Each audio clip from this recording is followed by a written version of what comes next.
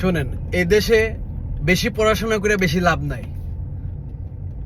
কারণ আমি যখন আমি আমার দেশ থেকে এই দেশে আসি, আমার গাদা গাদা সার্টিফিকেট, আমার যা কিছু ছিল সব সার্টিফিকেট এই দেশে নিয়ে আসছি।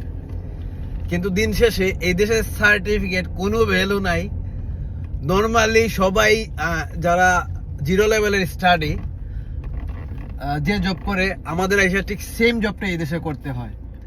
ওইরকম অ্যাভেলেবেল কোনো জব এই দেশে পাওয়া যায় না। শুধু তাই না, এই দেশে একটা জিনিস আমি খেয়াল করে দেখছি, যারা এই দেশের ছেলে মেয়ে আছে তারাও ওইরকম বেশি স্টাডি করে না। তারা নর্মালি যখন একটু বড় হয়, তারা হয় কোনো রেস্টুরেন্টে জব করে, কোনো ফাস্ট ফুডে জব করে।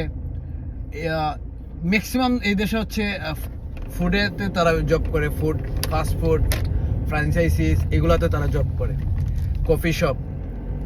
সো আমি যখন দেশে ছিলাম, যখন আমাদের কোনো ছোট ছেলে পড়াশোনা বাদ দিয়ে কোনো দোকানে কাজ করতো, কিছু করতো, তখন খুব আফসোস করতাম যে পড়াশোনা ছাইরা সেই কাজ করতেছে, কেন পড়াশোনা করতেছে না।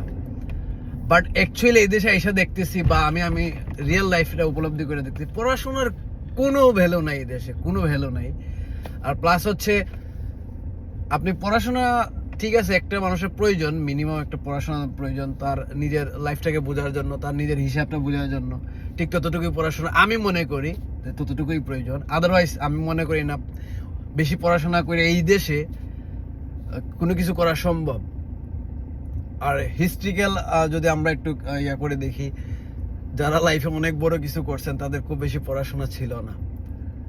আমি দেশ থেকে মাস্টার্স করে আসছি, এই দেশে এসে আমি ফাস্ট ফুডে জব করি, পার্ট টাইম রেস্টুরেন্টে জব করি।